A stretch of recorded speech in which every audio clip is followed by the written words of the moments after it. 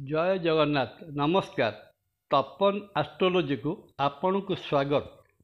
ରାଶିଚକ୍ରର ଦ୍ୱାଦଶ ଭାବ ମୀନ ରାଶିରେ ଅବସ୍ଥିତ ରାହୁ ମହାଗ୍ରହଙ୍କ ସାଙ୍ଗରେ ମଙ୍ଗଳ ମହାଗ୍ରହଙ୍କର ସଂଯୋଗ ଘଟିଛି ଚଳିତ ଏପ୍ରିଲ ମାସ 23 ତାରିଖ ମଙ୍ଗଳବାର ଦିନ। ଏହା ଜୁନ 1 ତାରିଖ ପର୍ଯ୍ୟନ୍ତ ରହିବ। ବୈଦିକ ଜ୍ୟୋତିଷରେ ଏହାକୁ ଅଙ୍ଗାରକ ଯୋଗ ତଥା ବିଜୟଲକ୍ଷ୍ମୀ ଯୋଗ ମଧ୍ୟ କୁହାଯାଏ। ମଙ୍ଗଳ ଓ ରାହୁ ପରସ୍ପରର ଶତ୍ରୁ। ଜ୍ୟୋତିଷ ଶାସ୍ତ୍ରରେ ଏହି ଯୋଗକୁ ବଡ଼ ଅଶୁଭ ଯୋଗ ବୋଲି ବର୍ଣ୍ଣନା କରାଯାଇଛି।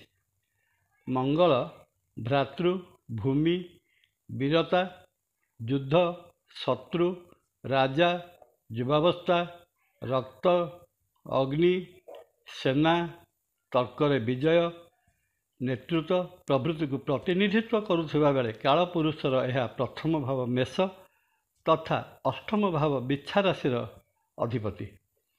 ରାହୁ ଏକ ଛାୟା ଗ୍ରହ।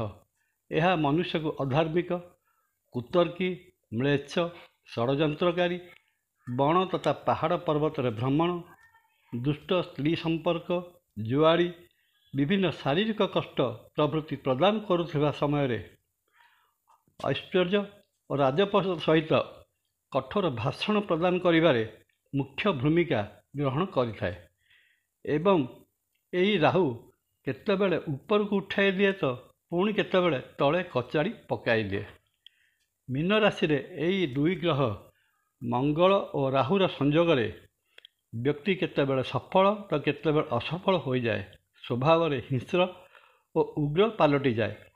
ଶକ୍ତି ଓ ସାହସର ପ୍ରତୀକ ମଙ୍ଗଳ ରାହୁ ସମ୍ପର୍କରେ ଯିଏକି ଭୟ, ଭ୍ରମ ଓ ଷଡ଼ଯନ୍ତ୍ର ସୃଷ୍ଟି କରିଥାଏ, ତାହା ସଂସ୍ପର୍ଶରେ ଆସି ବଡ଼ ଭୟାନକ ପରିସ୍ଥିତି ସୃଷ୍ଟି କରିଥାଏ।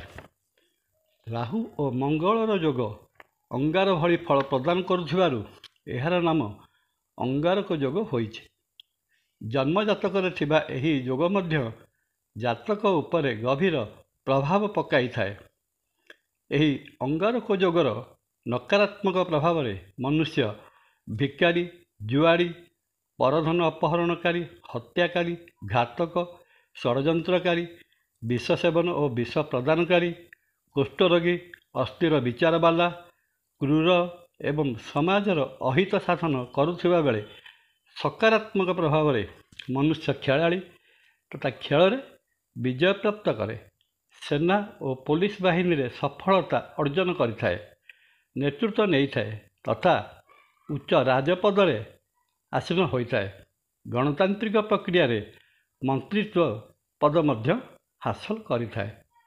ଆମ ଦେଶର ପୂର୍ବତନ ପ୍ରତିରକ୍ଷା ମନ୍ତ୍ରୀ ସ୍ୱର୍ଗତ ଜର୍ଜ ଫର୍ଣ୍ଣାଣ୍ଡିଜଙ୍କ ମେଷ ରାଶିରେ ଏହି ଅଙ୍ଗାରକ ବା ବିଜୟଲକ୍ଷ୍ମୀ ଯୋଗ ରହିଥିଲା। ସେ ପ୍ରତିରକ୍ଷା ମନ୍ତ୍ରୀ ରହିଥିବା ବେଳେ ଭାରତ ପାକିସ୍ତାନ ସୀମାରେ ଯଥା ଗୁଜରାଟ, ରାଜସ୍ଥାନ, ପଞ୍ଜାବ ଓ ଜାମ୍ମୁ କାଶ୍ମୀରରେ ସମଗ୍ର ବର୍ଡର ସୀମାରେ ଭାରତୀୟ ସୈନ୍ୟବାହିନୀକୁ ଦୀର୍ଘ 6 ମାସ କାଳ ମୁତୟନ କରାଇ ଯୁଦ୍ଧ ଭଳି ପରିସ୍ଥିତି ସୃଷ୍ଟି କରାଇଥିଲେ। ଏହି ମଙ୍ଗଳ ରାହୁ ସଂଯୋଗର ଅନ୍ୟ ଏକ ପ୍ରଧାନ ବିଶେଷତ୍ୱ ହେଲା ବିବାହ କ୍ଷେତ୍ରରେ ମଙ୍ଗଳ ଦୋଷ ରହୁଥିଲେ ରାହୁଙ୍କ ପ୍ରଭାବରୁ ମଙ୍ଗଳ ଦୋଷ ଖଣ୍ଡନ ହୋଇଥାଏ। ଜ୍ୟୋତିଷ ଶାସ୍ତ୍ର ଅନୁଯାୟୀ ନ ଅମଙ୍ଗଳୀ ମଙ୍ଗଳ ରାହୁ ଯୁକ୍ତେ ଅର୍ଥାତ୍ ବିବାହ ପାଇଁ ମଙ୍ଗଳ ଦୋଷ ଖଣ୍ଡନ ହୋଇଯାଏ। ମଙ୍ଗଳ ଦୋଷ ଜାତକର ବିବାହରେ ବଡ଼ ବିଭ୍ରାଟ ସୃଷ୍ଟି କରିଥାଏ। ଅନ୍ୟ ଅର୍ଥରେ ବୈବାହିକ ଜୀବନରେ ମଙ୍ଗଳ ସବୁ ଅମଙ୍ଗଳର କାରଣ ହୋଇଥାଏ। ମଙ୍ଗଳ ଜାତକ ଚକ୍ରର ଏକମ, ଦ୍ୱିତୀୟ, ଚତୁର୍ଥ, ସପ୍ତମ, ଅଷ୍ଟମ ଓ ଦ୍ୱାଦଶ ଭାବରେ ମଙ୍ଗଳ ଦୋଷ ସୃଷ୍ଟି କରିଥାନ୍ତି। ତେଣୁ ଏପ୍ରିଲ ମାସ 23 ତାରିଖ ଠାରୁ ଜୁନ ମାସ 1 ତାରିଖ ମଧ୍ୟରେ ଯେଉଁ ସନ୍ତାନ ଜନ୍ମଗ୍ରହଣ କରିବେ ଏବଂ ସେମାନଙ୍କର ମୀନ ଲଗ୍ନ, ମେଷ ଲଗ୍ନ, ସିଂହ ଲଗ୍ନ, କନ୍ୟା ଲଗ୍ନ, ଧନୁ ଲଗ୍ନ ଏବଂ କୁମ୍ଭ ଲଗ୍ନ ହୋଇଥିଲେ ସେମାନଙ୍କର ମଙ୍ଗଳ ଦୋଷ ଖଣ୍ଡନ ହୋଇଯିବ ବା ରହିବ ନାହିଁ। ରାଶିଚକ୍ରର ଲଗ୍ନ ଭାବରେ ଏହି ରାହୁ ମଙ୍ଗଳ ଯୋଗ ବା ଅଙ୍ଗାରକ ଯୋଗ ଘଟିଲେ ସ୍ୱାସ୍ଥ୍ୟ ଖରାପ ରୁହେ, କ୍ରୋଧରେ ମଣିଷ ନିଜର କ୍ଷତି ଘଟାଇଥାଏ, ବୁଦ୍ଧି ଭ୍ରଷ୍ଟ ହୋଇଯାଏ ଏବଂ ନିନ୍ଦିତ ହୁଏ। ଦ୍ୱିତୀୟ ଭାବରେ ଘଟିଲେ କୁଟୁମ୍ବରେ କଳହ, ଧନନାଶ, ବାଣୀ ବା କଥା ଦୂଷିତ ହୁଏ। ସମୟରେ ଅପଶବ୍ଦ ପାଟିରୁ ବାହାରି ପଡ଼େ। ଦେଇଥିବା ଧନ ମିଳେ ନାହିଁ। କୁଣ୍ଡଳୀର ତୃତୀୟ ଭାବରେ ଘଟିଲେ ପରାକ୍ରମରେ ହାନି ଓ ପରାକ୍ରମୀ, ଭାଇମାନଙ୍କ ସହ ବିବାଦ, ଚାକର ବା ଅଧସ୍ତନ ବର୍ଗରେ ଅପ୍ରିୟ ଏବଂ ଚାକିରି କ୍ଷେତ୍ରରେ କଳହ। ଏହି ଅଙ୍ଗାରକ ଯୋଗ ଚତୁର୍ଥ ଭାବରେ ଘଟିଲେ ଗୃହରେ ଅଶାନ୍ତି, ମାଙ୍କ ସ୍ୱାସ୍ଥ୍ୟରେ ଅବନତି, ଯାନବାହନ ଦୁର୍ଘଟଣା ପ୍ରଭୃତି ଘଟିଥାଏ। ପଞ୍ଚମ ଭାବରେ ରାହୁ ମଙ୍ଗଳ ଯୋଗ ଶିକ୍ଷାରେ ଅବନତି, ସନ୍ତାନ ବର୍ଗରେ ପୀଡ଼ା, ବୁଦ୍ଧିନାଶ ତଥା ପ୍ରେମ ସମ୍ପର୍କରେ ବାଧା ଆଣିଦିଏ। ଷଷ୍ଠ ଭାବରେ ଚାକିରି କ୍ଷେତ୍ରରେ ଝଗଡ଼ା ବା ପଦୋନ୍ନତି ସ୍ଥଗିତ, ବହୁତ ଧାଁ ଦପଡ଼, ଶତ୍ରୁ ବୃଦ୍ଧି ଓ ଶତ୍ରୁନାଶ, ମାମୁଙ୍କ ସଙ୍ଗରେ ଅପ୍ରିୟ ପ୍ରଭୃତି।